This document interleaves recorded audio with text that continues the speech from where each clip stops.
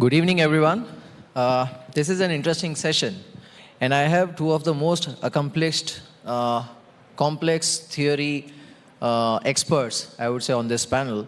So it's a privilege to actually have both of them on the same panel.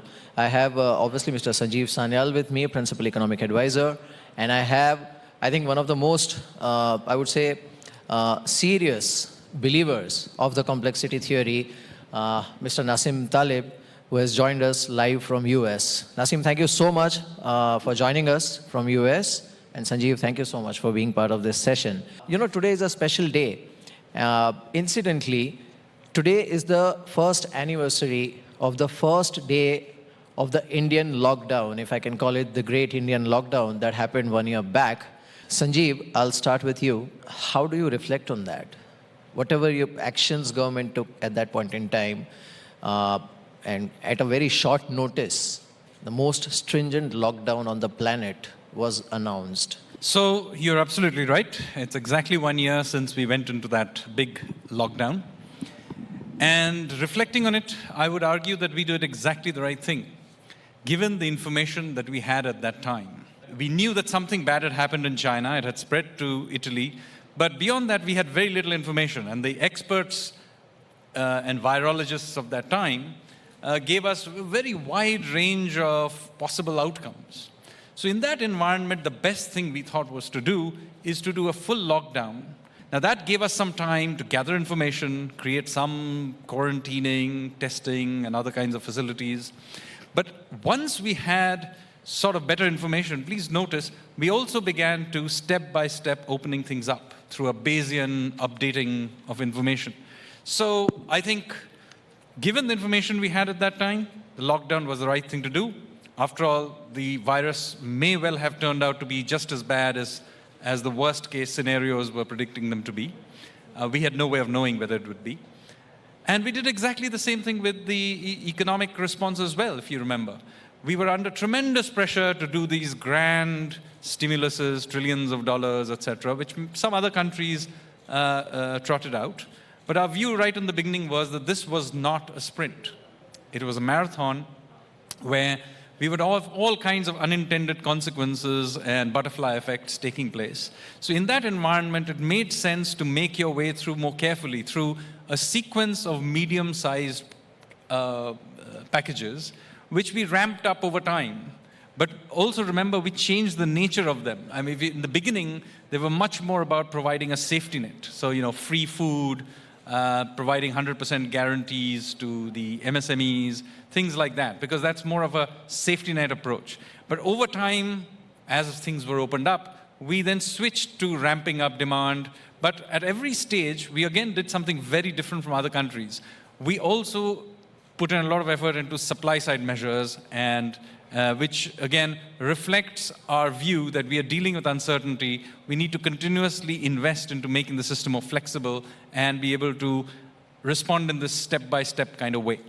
Nassim, you have a very interesting view on you know, the way governments have responded to COVID. How would you rate the Indian response, the way India reacted to COVID?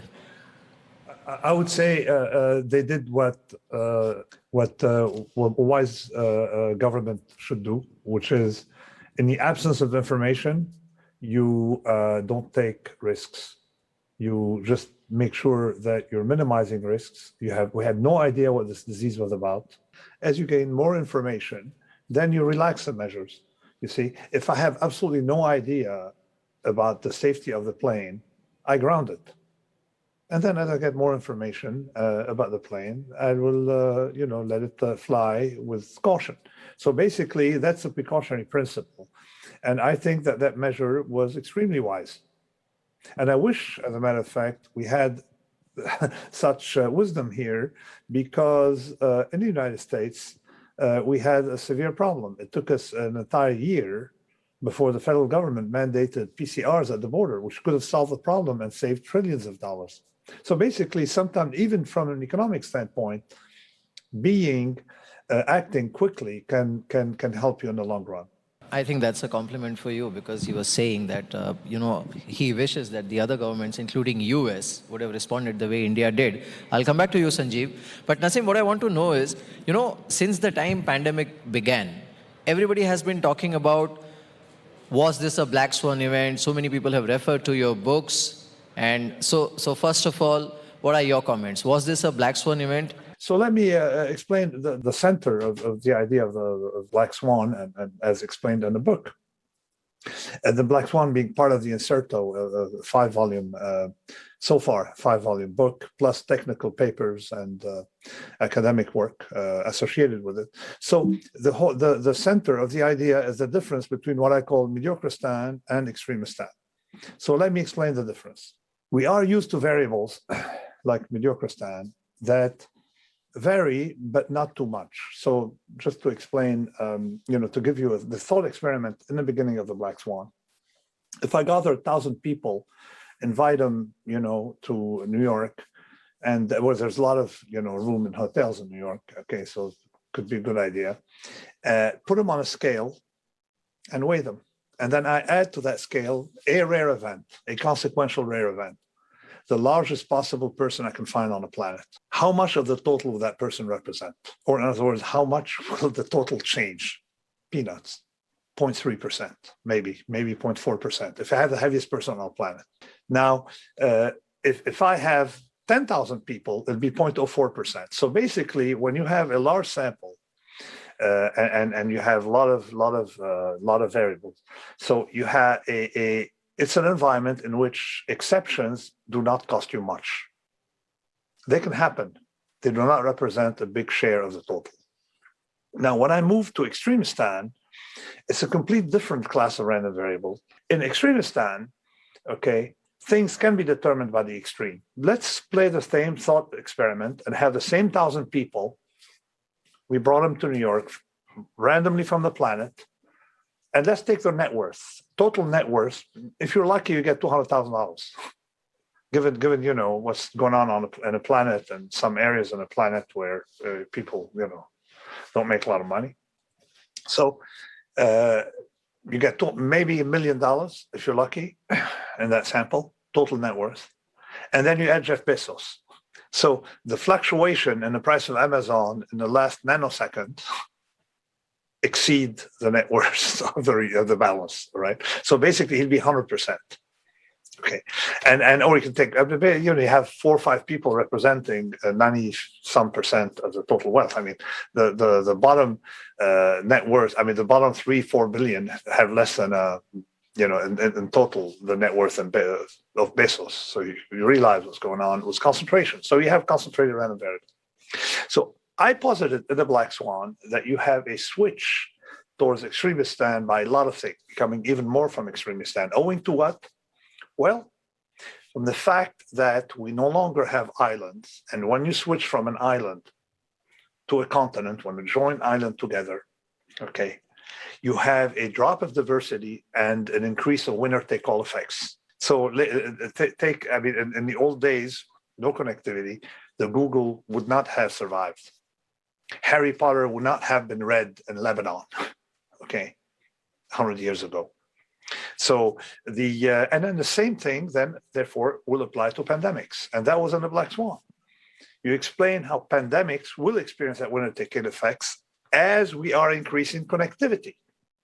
We are the more connected we are, and that's of course, Sanjeev's specialty, complexity theory, the more you have to look at it from a standpoint of complexity theory or theory associated with it. There are 7 or 8 different branches, but they all converge to the same point, that you have networks, and these networks lead to concentration. Okay. So just like we had opera singers making a good living in the 1800s, okay, and then by 1995, Pavarotti and a few others were making 90% of the income. Same thing, football players in UK English. So basically, what same happened. So now let's look at the effect of connectivity on diseases.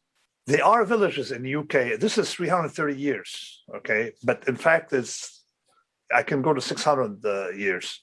There are villages in the UK in England, okay, that were reached by the bubonic plague between 300 and 600 years later. Just to tell you that connectivity was low. And of course, the Americas were not reached by the bubonic plague, you see, because you had the island effect. Today, we no longer have an island effect. So think about the classes of diseases we are about to have and how different they are from what we were used to traditionally.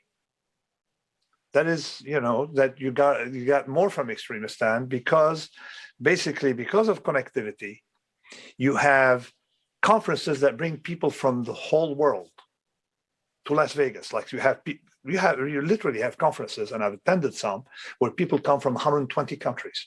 And then think about it, 3 days later, you're redistributing a disease to 120 countries. So what you have, the bubonic plague at its fastest was traveling 30 miles a day. Okay, and look what's happening today. So basically, we live in a different world, more from Extremistan, with winner-take-all effects for diseases. Meanwhile, our grandmothers know that. At least my grandmother, my grandfather, my granduncle as well. They understand the point.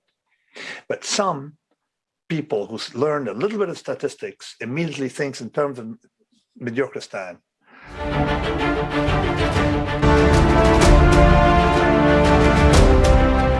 So what I call fortune cookie science or fortune cookie thinking. When this fellow, in the beginning of COVID, we were fighting this misunderstanding of the properties of multiplicative things as compared to static, non-multiplicative risks. And for example, this fellow was saying, we don't shut down the country for swimming pool death. We have about 3,000 Americans die every year drowning in a swimming pool, compared to, at the time, you had only like 10 people who died of COVID. So they couldn't understand why we were more concerned by COVID than swimming pool death or fall from ladders, same order of magnitude, between 3,000 and 4,000 a year. Because if I drown in my swimming pool, my neighbor is not more likely or less likely to drown in her or his swimming pool. As a matter of fact, maybe less likely, okay, because as Mihir observed, people become more cautious after. If I have a car accident, my neighbor is less likely to have a car accident, or equally likely, but not going to be more likely. Okay. However, if I get COVID, you bet the odds of my neighbor getting COVID has increased, and that's with multiplicative effects. And we have something called scale transformation. If the risk for an individual is low, the risk for a collective is higher because of these multiplicative effects. So you got to take these things seriously. Now, economically, we live in a world that has fragility to it increasingly. And you can see it from, and that was, I'm revising stuff I did in the Black Swan a few years later, okay, using data from 2018. And it's basically, we have the same rate of natural catastrophes as we did in the past. But the cost to GDP has increased markedly because of connectivity. Think about what's happening today in a Suez Canal. It's the same Suez Canal as it was 100 years ago or 150 years ago when the Lesseps did it. But think of traffic today, the impact on world GDP of the Suez Canal, okay, being blocked today as compared to 50 years ago, even 20 years ago. Because the more trade and the more connectivity, the more the weakest link affect us. And here, natural catastrophes have played a larger role. Now, it's what I call this large movie theater with a small door effect. So economically, this is why the impact of some things can be greater. But this is not all bad news. Now let's look at how the ancients dealt with it. The ancients had a hugely developed mechanism of lockouts, not lockdowns, lockouts, quarantines. The minute they heard of a rumor of any disease spreading anywhere, they enforced quarantine laws. So, for example, the Ottoman Empire, you wanted to go from India to anywhere controlled by the Ottoman, you had somewhere between 7 and 18 days of quarantine, depending on what they deemed was a risk. And that lasted for hundreds of years. Between the Habsburg Empire, this is called the Lazaretto, and it was peppered. The whole border between the Habsburg and the Ottoman Empire was peppered with places like that, where they put you in for 40 days, up to 40 days. It's called a quarantine, because it was up to 40 days, where they put the travelers. So just to make sure that what little connectivity they had did not harm them as much as what happened during Justinian's plague and, of course, the Great Plague in the 1300s. So now what's happening, I conclude with the following, that something tells me that something in the East, we do not like geronticide. So I'm going to say that our grandparents, of course, would have understood the difference between COVID and drowning in the swimming pool, that something is multiplicated. They probably would not be able to articulate it, but they understood it. Likewise, they had moral values that have been absent in Northern Europe during this. So something tells me that the countries that did well through COVID would continue to do well in the future, whether economically, health-wise, or I would say ethically. So because this idea of geronticide, of killing the elderly, is absolutely absent in Eastern and Indian and Mediterranean culture. And you can see what the respect we have for the elders, whereas Europe decided to say, okay, at some point, let's do herd immunity and let the elderly die.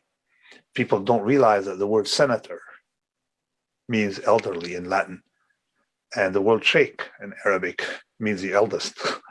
So your seniority in society is inverse to what it is today in traditional societies, and you keep the elders because of their wisdom, because at least they can explain to you that this policy is wrong, and we're losing that. Sanjeev, what I want to know is the various measures that Indian government has taken, right from Atmanirbhar Bharat to PLI schemes to even the vision which we saw in the budget. And it's quite clear that the next decade is actually going to be a decisive decade for India. One is, are we conscious about this, and are we actively pursuing certain policies which can actually create post-COVID opportunities for India? And if yes, then how? There's no question that the post-COVID world is not a reinflation of the pre-COVID world. I mean, it'll have its own technology, consumer behavior, geopolitics, all kinds of things that supply chains will change, and so on. And the key thing here is to understand that there is no way I, as a policymaker, can guess where this is all going.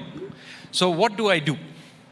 So what we have opted to do is to do this huge amount of supply-side measures. I know, many people are puzzled, why is it that in the middle of all of this, is the Indian government putting in so much effort into doing supply-side measures, deregulation, privatization, labor laws, farm law changes, and so on.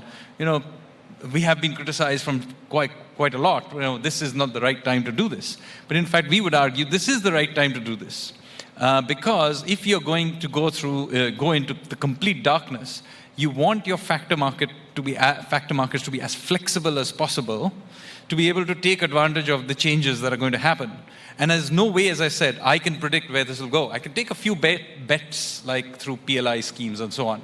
But overall, many of the jobs, the opportunities of the future are unknown. What do I do as a policymaker? Well, I can put in maybe some physical infrastructure, which is likely still to be relevant, airports and things like that. I don't think airports are just about going to go obsolete. They could, but I think they'll be still relevant. So I can invest in airports. I can invest in power production and renewables and things like that, maybe. So we are, by the way, putting in huge amount of effort, as you know, into physical infrastructure. We can put in some resources into health. That's clearly something that's important, irrespective of the pandemic.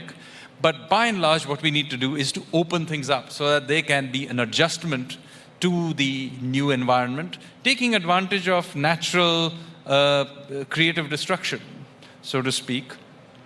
And of course, leveraging the animal spirits of the private sector. So if you listen to what, for example, the Honorable Prime Minister has been saying recently, we've got to be able to support wealth creation and innovators and risk takers. And of course, the frustration then consequently also on those things that get in the way, including bureaucracy, which tends to be, try and slow this readjustment. So I think the ideas that you just heard from Nassim are very much part of the way we think about very similar lines of thought. Not surprisingly, we are both complexity theory enthusiasts. So, but it is a lot about flexibility, dealing with uncertainty, randomness, and unpredictable spread of effects through networks. All of this is very much a part of our thinking process. Right. Nassim, last year when you visited India for India Economic Conclave, I remember one of your comments that probably countries like India need to create a mechanism where it is easy for companies to fail. It is easy for entrepreneurs to fail because then you encourage them to take risks without suffering that kind of heavy, I would say, social and financial costs. Now in the post-COVID scenario, and like you rightly said, that a lot of things are going to change permanently. What is your view? People are afraid of failure. So if you take the most active sector, in the most active country in the world, America has the highest bankruptcy rate in the world. And in America, the sector with the highest bankruptcy rate is technology. And it's the most vibrant one. So now this requires a complete different way of thinking. So in Europe, it was plagued by, and of course India as well, Europe is plagued by people who want to help the economy by becoming civil servants. When you're a good student, failing is not an option. But in real life, it's completely different. So you have to encourage people to fail. And if they want to help the planet, go start a business. Start a business. You're helping the planet a lot more because we need people with the guts to fail. You need to make it socially acceptable. Right. I think the key takeaway from this session is that we have to be prepared. The next catastrophe will come, if not pandemic, then something else. But we need to be ready for that and keep working towards probably a better future. At least in Indian context, this decade matters the most to us. Nassim, thank you so much for joining us on this session. Thank you very much. Thanks. Sanjeev, thank you. And hope to see you soon in person, Nassim. Thank you so much. Thanks.